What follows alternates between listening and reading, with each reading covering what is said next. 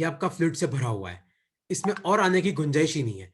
और नीचे आपका प्रेशर है 100 पास्कल, ऊपर आपका प्रेशर, नीचे प्रेशर 500 पास्कल, ऊपर प्रेशर है आपका 100 पास्कल। तो मेरा क्वेश्चन क्या है, क्वेश्चन अब ध्यान से सुनना। मेरा क्वेश्चन ये है, find net work to move 1 metre cube, कितना 1 मीटर क्यूब फ्रॉम 1 to 2। मतलब आपको पॉइंट नंबर 1 से या फेस नंबर 1 से फेस नंबर 2 तक 1 मीटर क्यूब मूव करना है। कितना? 1 मीटर क्यूब। तो मेरा क्वेश्चन है कि बताओ आपको नेटवर्क कितना करना पड़ेगा। सोचो क्या आएगा इसका आंसर।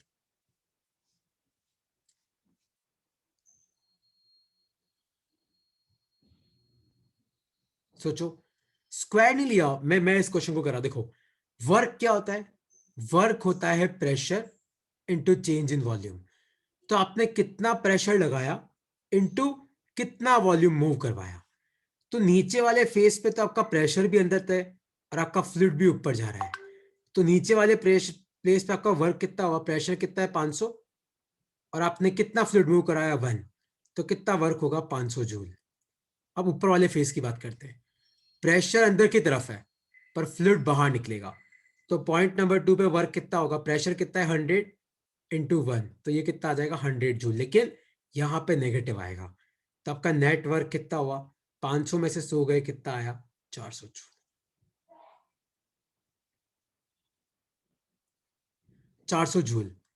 अनुष्का, अब भी तेरे को डाउट है तो पूछ। कहां डाउट है पूछ लो यार, अनम्यूट करके पूछ लो, कोई दिक्कत नहीं अगर लिख नहीं पा रहे हो तो। वर्क होता है आपने कितना प्रेशर लगाया इनटू कितना वॉल्यूम मूव कराया। तो प्रेशर लगाया P और कितना वॉल्यूम मूव कराया, बस ये होता है वर्क। अभी अपन ने निकाला प्रेशर इनटू कितना वॉल्यूम मूव किया, बस ये। अब डाउट है तो पूछो, वरना मैं नेक्स्ट टॉपिक पे आता हूं।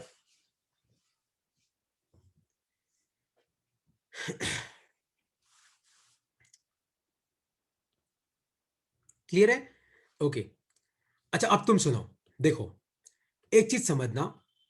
सपोज करो कि ये कोई बॉडी है, इसके पास काइनेटिक एनर्जी है 100 जूल और पोटेंशियल एनर्जी है 200 जूल। और थोड़ी देर के बाद मैंने देखा तो इस बॉडी के पास काइनेटिक एनर्जी है 200 जूल और पोटेंशियल एनर्जी है 500 जूल। ठीक है, चेक करो शुरुआत में इसके पास टोटल एनर्जी कितनी थी। काइनेटिक 100, पोटेंशियल 200, तो शुरू में कितनी थी? 300 जूल। चेक करो बाद में कितनी है। काइनेटिक 200, पोटेंशियल 500, बाद में कितनी है? 700 जूल। तो मतलब पहले इसके पास 300 जूल थी, बाद में इसके पास 700 जूल हो गई। और किसी भी बॉडी की एनर्जी कब बढ़ती है? जब कोई उस पर वर्क करता है। तो आप मुझे बताओ कि इस बॉडी पे कितना वर्क हुआ? 400 जूल का। क्योंकि 300 जूल पहले से थी, इस बॉडी पे 400 जूल का वर्क हुआ। तो 400 और 300 कितनी हो गई? 700, है ना? तो याद रखना, अगर आपको किसी भी बॉडी की काइनेटिक एनर्जी बढ़ानी है या पोटेंशियल एनर्जी बढ़ानी है या दोनों बढ़ानी है, तो आपको क्या करना पड़ता है? वर्क करना पड़ता है। और आप जो भी वर्क करते हो ना, वो थोड़ी बहुत तो काइनेटिक एनर्जी चेंज करता है, थोड़ी बहुत क्या चेंज करता है? Potential energy. अगर तुम्हें ये कंसेप्ट नहीं पता हो तो लिख लो अपनी कॉपी में, है ना, कि work done is equal to change in kinetic energy plus change in potential energy. तो अगर आप किसी भी बॉडी पे वर्क करते हो ना, तो उसकी काइनेटिक एनर्जी भी चेंज कर सकती है, उसकी पोटेंशियल भी चेंज कर सकती है, या दोनों भी चेंज कर सकती है। तो वर्क क्या होता है? Change in kinetic plus change in potential, है ना? तो अगर आपको किसी भी बॉडी पे किसी भी बॉडी की काइनेटिक और पोटेंशियल बढ़ानी है, तो आपको क्या करना पड़ेगा? वर्क करना पड़ेगा। तो अगर तुम्हें नहीं पता है तो ये फॉर्मूला लिख लो। W equal to del K का मतलब है change in kinetic energy, del P का मतलब है चेंज इन पोटेंशियल एनर्जी। तो आप जो भी वर्क करते हो वो थोड़ी बहुत तो काइनेटिक एनर्जी चेंज करता है, थोड़ी बहुत पोटेंशियल, या फिर थोड़ी बहुत दोनों दोनों। ठीक है, तो जैसे एक क्वेश्चन का आंसर तुम करना इसी कंसेप्ट के बेसिस पे, एक क्वेश्चन का आंसर आप करना। तो मेरा क्वेश्चन है ये कि मान लो कि ये एक बॉडी है, इसके पास काइनेटिक एनर्जी है 50 जूल और पोटेंशियल एनर्जी है 40 जूल। और थोड़ी देर के बाद मैंने देखा कि यार इसकी काइनेटिक एनर्जी 0 हो गई और पोटेंशियल एनर्जी हो गई 90 जूल। तो मेरा क्वेश्चन है कि बताओ इस पर कितना वर्क हुआ। क्योंकि वर्क करने का क्या मतलब होता है, तुमने 9th क्लास से पढ़ा होगा। किसी भी बॉडी पे वर्क करने का मतलब है उस बॉडी को एनर्जी देना। तो अगर मैं पूछूं कि बताओ मैंने इस बॉडी पे कितना वर्क किया, तो मेरा क्वेश्चन है कि बताओ मैंने इस बॉडी पे कितना वर्क किया, बताओ मैंने इस बॉडी को कितनी एनर्जी दी। चेक करो पहले कितनी थी, 50 40 90 जूल। बाद में कितनी है, 0 90 90 जूल। तो जितनी एनर्जी पहले थी बाद में भी इतनी है, तो वर्क कितना किया अपन ने, 0 जूल का। आया तुम्हें समझ में कि नहीं समझ में आया? तुम लोगों ने पढ़ा होगा ना 9th क्लास में, total energy consist of two components, kinetic and potential. तो किसी भी बॉडी के पास जो टोटल एनर्जी होती है वो क्या होती है, काइनेटिक प्लस पोटेंशियल। तो पहले कितनी थी, 90, 0 + 90, बाद में भी कितनी, 90। तो वर्क कितना हुआ, 0, क्योंकि जितनी एनर्जी पहले थी बाद में भी उतनी है ना। जैसे मान लो कि आपके पास अभी आपकी बॉडी में 100 कैलोरी की एनर्जी है और थोड़ी देर के बाद भी 100 कैलोरी है, तो ना तो आपने खाना खाया ना आपने खाना निकाला, है ना आपने कोई काम किया ना आप पे किसी ने काम किया, तो वर्क कितना है, 0। तो वर्क का मतलब क्या होता है, change in kinetic plus change in potential. अब भी किसी को इस कंसेप्ट में डाउट है तो पूछ सकते हो, नहीं तो फिर अपनी मेन थ्योरम की तरफ जा रहा हूं मैं।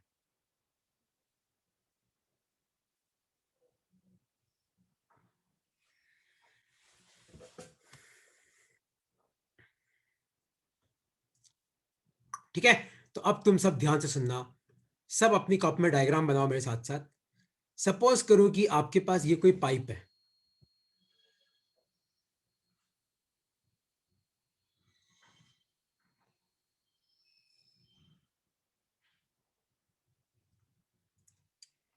मान लो ये कोई पाइप है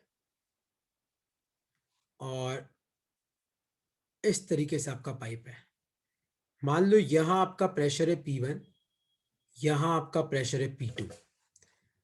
इस पाइप का जो क्रॉस सेक्शन एरिया है वो है A1 और इस पाइप का जो क्रॉस सेक्शन एरिया है वो है A2। मान लो यहां पे आपका फ्लूइड जा रहा है वेलोसिटी V1 से और यहां पे आपका फ्लूइड बाहर निकल रहा है वेलोसिटी V2 से, और ये पूरा पाइप आपका फ्लूइड से भरा हुआ है। मतलब कोई गुंजाइश ही नहीं है कि अंदर आपका फ्लूइड ठहर सके। तो मतलब जितना अंदर जाएगा उतना ही बाहर निकलेगा।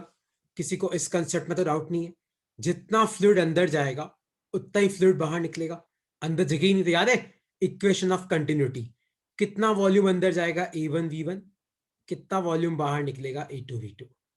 किसी को इस इक्वेशन में डाउट है तुम तीनों में से तो पूछ लो, क्योंकि ये मैंने परसों भी तुम्हें समझाई थी। A1 V1 = A2 V2, जितना फ्लूइड अंदर जाता है पाइप के उतना ही बाहर निकलता है। अब तुम सब ध्यान से सुनना। मान लो, क्या मान लो, देखो, मान लो कि मैं तुम्हें पूछूं कि मुझे एक छोटा सा वॉल्यूम डीवी मूव करवाना है। तो मतलब सपोज करो मैंने यहां पे एक छोटा सा वॉल्यूम डीवी अंदर की तरफ पुश किया, डीवी, मान लो जिसका मास है डीएम। मैंने तुम्हें अभी बताया था डेंसिटी क्या होता है, मास अपॉन वॉल्यूम। तो मास क्या होता है, डेंसिटी इंटू वॉल्यूम। तो आप मुझे बताओ डीएम क्या होगा, रो डीवी होगा कि नहीं होगा? सपोज करो कि इस फ्लूइड की डेंसिटी है रो। कोई डाउट है अब तक तो पूछो, कि सर ये बिल्कुल समझ में नहीं आया, आपने ये इक्वेशन लिखी वो भी समझ में नहीं आई, आपने ये लिखी वो भी समझ में नहीं आई। तो डेंसिटी होता है मास अपॉन वॉल्यूम, तो मास होगा डेंसिटी इंटू वॉल्यूम। तो छोटा सा mass equal to density into छोटा सा वॉल्यूम। तो मेरा क्वेश्चन ये कि मुझे एक छोटे से मास डीएम को, जिसका वॉल्यूम है डीवी, इस पाइप के थ्रू मूव करवाना है। तो जितना वॉल्यूम मैं अंदर डालूंगा तो यहां से उतना ही वॉल्यूम बाहर निकलेगा। तो अगर मैंने यहां से डीवी अंदर डाला तो यहां से बाहर भी कितना निकलेगा, डीवी, जिसका मास क्या होगा, डीएम। किसी को कोई डाउट है इसमें तो पूछो। ये पूरा फ्लूइड, ये पूरा पाइप फ्लूइड से भरा हुआ है, तो जितना वॉल्यूम आप अंदर डालोगे उतना ही वॉल्यूम ऊपर से बाहर निकलेगा। तो मान लो मैंने नीचे से अंदर डाला डीवी, तो ऊपर से निकलेगा भी कितना, डीवी। और मान लो डीवी का मास है डीएम, तो डीएम क्या होगा, रो डीवी। किसी को इस कंसेप्ट में कोई डाउट है तो पूछो।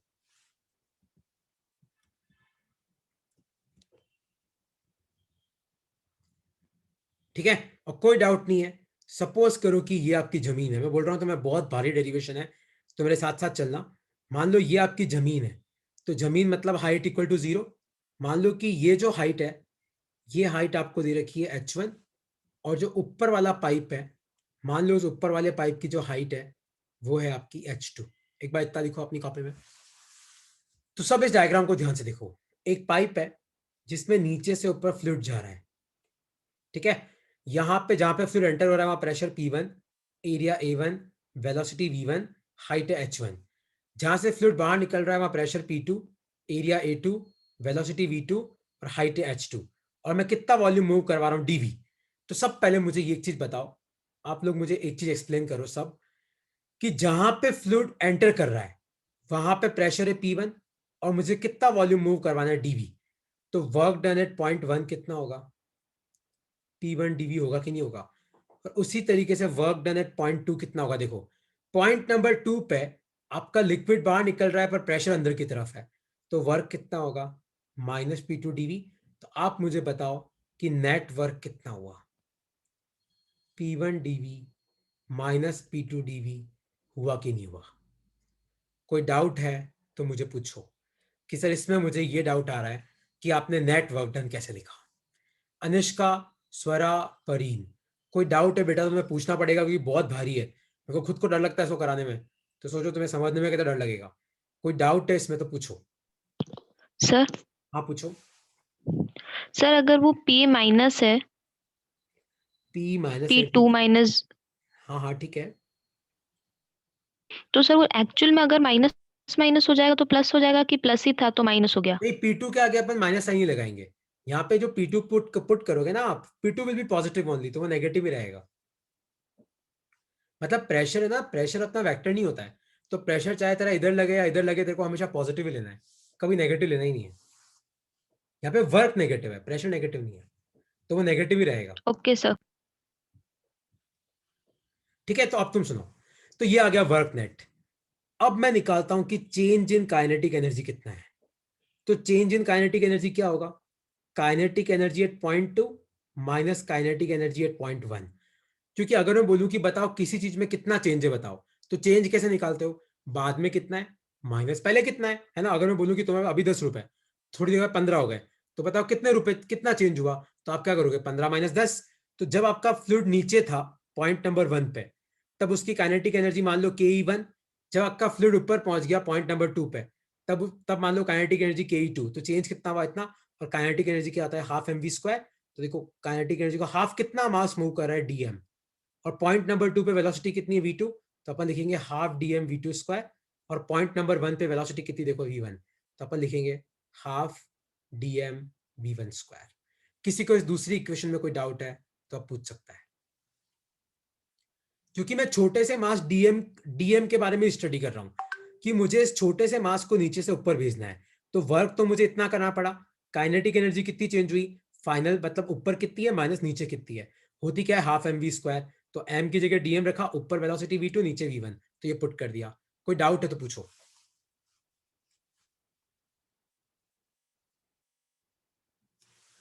कोई डाउट है, स्वरा समझ में आ गया, अनुष्का क्लियर हो गया।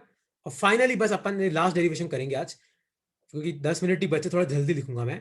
और तीसरा चेंज इन पोटेंशियल एनर्जी, तो वो भी अपन ऐसे निकालेंगे, potential energy final minus potential energy initial. और तुम भूल तो नहीं गए, 9वीं क्लास में भी फॉर्मूला आता है कि अगर कोई मास h हाइट पे है तो उसकी पोटेंशियल एनर्जी क्या होती है mgh। तो आप मुझे बताओ कि बाद में आपका मास कितनी हाइट पे h2, तो बाद में उसकी पोटेंशियल एनर्जी कितनी हो जाएगी dmgh2, क्योंकि मास की जगह मैंने dm लिखा, minus potential energy at point 1, तो ये 2 माइनस 1 है। तो पॉइंट 1 पे कितनी है mgh, तो m की जगह dm gh1। बस अब इन तीनों को बराबर करना है, आंसर आ जाएगा। अब तक कोई डाउट है तो पूछो। परीन कोई डाउट है, क्योंकि बर्नौली प्रिंसिपल यार, तुम फ्लूइड मैकेनिक्स का अगर कोई भी पेपर दो बर्नौली तो पक्का आता है। बस सिंपल सा है, नेटवर्क निकाल लिया, चेंज इन काइनेटिक एनर्जी निकाल ली, चेंज इन पोटेंशियल। इन तीनों में कोई डाउट है तो पूछो, क्योंकि मैं इन तीनों को कंबाइन कर रहा हूं भाई, एक स्टेप और बाकी है। अच्छा कोई डाउट नहीं है, तो अब तुम ध्यान से देखो, तो अब वापस डायग्राम नहीं बना रहा हूं, देखो नेटवर्क डन कितना हुआ, आप मुझे बताओ P1 dV minus P2 dV। आपकी काइनेटिक एनर्जी कितना चेंज हुई, kinetic energy at point 2 minus kinetic energy at point 1। तो पॉइंट 2 पे कितनी है हाफ dm v2², पॉइंट 1 पे कितनी है हाफ dm v1²। और चेंज इन पोटेंशियल एनर्जी कितनी है, वो है potential energy at point 2 minus potential energy at point 1। तो dm gh2 minus dm gh1।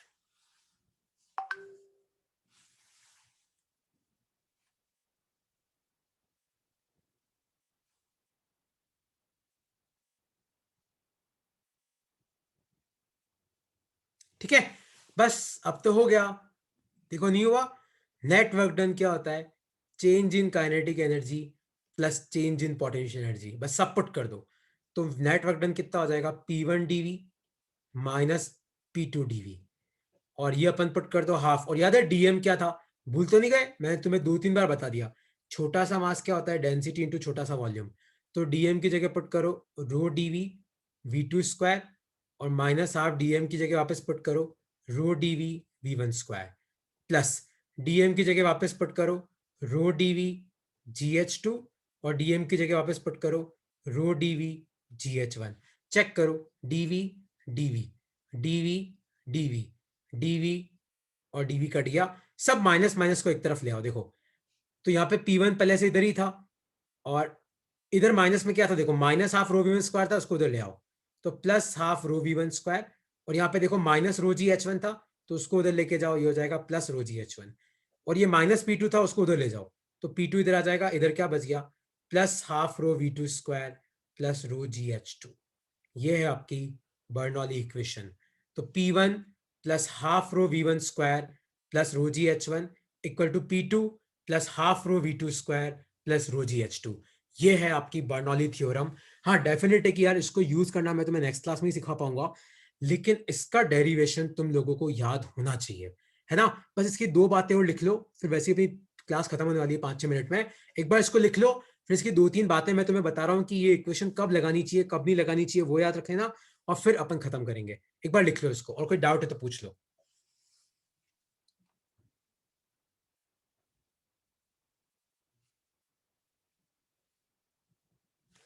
इसको लिख लो, और इसमें कोई डाउट है तो आप पूछ सकते हो।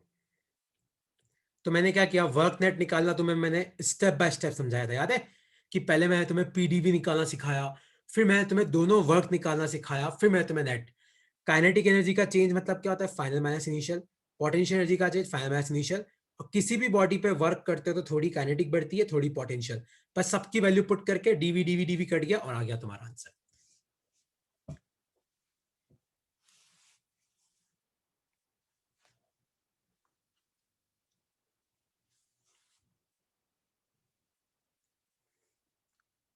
लिख लिया, ताकि इसके एजम्पशन है वो मैं तुम्हें लिखवा देता हूँ, और बस एक चीज और लिखवानी है, लिखवा के मुझे खत्म करना है, क्योंकि वो क्लास खत्म होने वाली है, फिर ये टॉपिक क्या रह जाएगा थोड़ा सा। लिख लिया स्वरा, अनुष्का लिख लिया तुम लोगों ने, ये परीन भाई।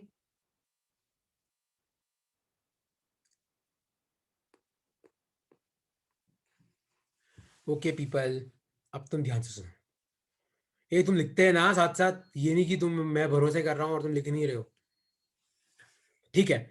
अब लिखो अपनी कॉपी में एजम्पशंस, मतलब बर्नौली प्रिंसिपल डिराइव करते हुए हमने क्या एजम्पशंस लिए। तो लिखो अपनी कॉपी में एजम्पशंस। सबसे पहला एजम्पशन मैंने ये लिया कि यहाँ पे कोई फ्रिक्शन नहीं है, नॉन विस्कस फ्लूइड, विस्कोसिटी है ही नहीं। दूसरा मैंने लिया कि पाइप का कोई फ्रिक्शन नहीं है, नो फ्रिक्शन। तीसरा मैंने लिया, याद है मैंने बोला फ्लूइड की डेंसिटी रो है, मतलब डेंसिटी चेंज नहीं हो रही है, तो मतलब इनकंप्रेसिबल फ्लूइड है, मतलब इस फ्लूइड को आप कंप्रेस नहीं कर सकते, इनकंप्रेसिबल फ्लूइड। और चौथा एजम्पशन लिया यहाँ पे मैंने, laminar flow. Laminar laminar flow क्या होता है इसमें मैं आगे आऊंगा, ये लिख लो। तो कोई तुम्हें पूछे कि right any 3 assumptions that you have used to derive Bernoulli's principle। Non viscous fluid है, मतलब 2 लेयर्स के बीच में फ्रिक्शन नहीं है, कोई फ्रिक्शन नहीं है, मतलब पाइप का कोई फ्रिक्शन नहीं है, ये कौन सा फ्रिक्शन है, पाइप वाला। और तीसरा इनकंप्रेसिबल फ्लूइड है, आप फ्लूइड को कंप्रेस नहीं कर सकते। चौथा लेमिनार फ्लो है, लिख लो।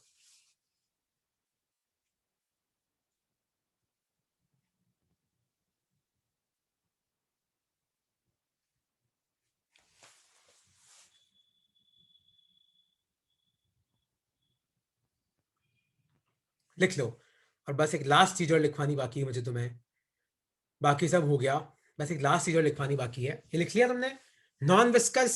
विस्कस का मतलब क्या होता है कि फ्लूइड के लेयर्स के बीच का फ्रिक्शन, वो नहीं मानते, अपन मानते लेते ही नहीं है।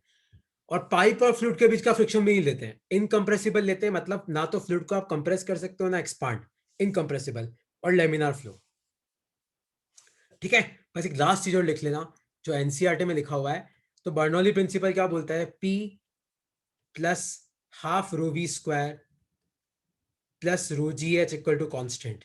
तो आप दोनों तरफ डेंसिटी से डिवाइड करो तो ये हो जाएगा पी बाय रो, यहाँ पे डेंसिटी से डिवाइड करोगे तो खाली वी स्क्वायर बाय 2 बचेगा, यहाँ पे डेंसिटी से डिवाइड करो खाली जी एच बचेगा, इक्वल टू के बाय रो।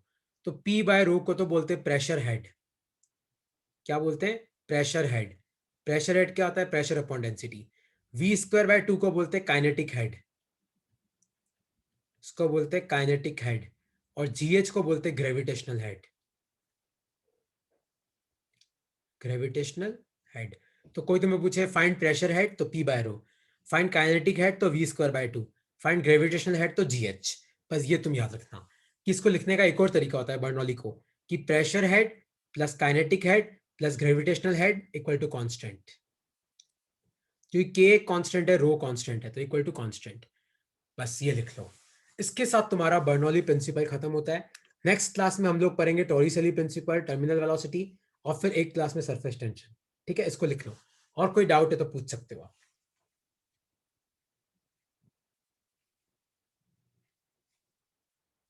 ठीक है, कोई डाउट नहीं तो ये रिकॉर्डिंग भेज दूंगा। मेरे को लास्ट क्लास की रिकॉर्डिंग भी शायद भेजना बाकी है ना? मैं तुम्हें वो रिकॉर्डिंग, दोनों रिकॉर्डिंग भेज दूंगा आज, है ना? दोनों रिकॉर्डिंग नोट्स, और हाँ, आज शीट भेज दूंगा।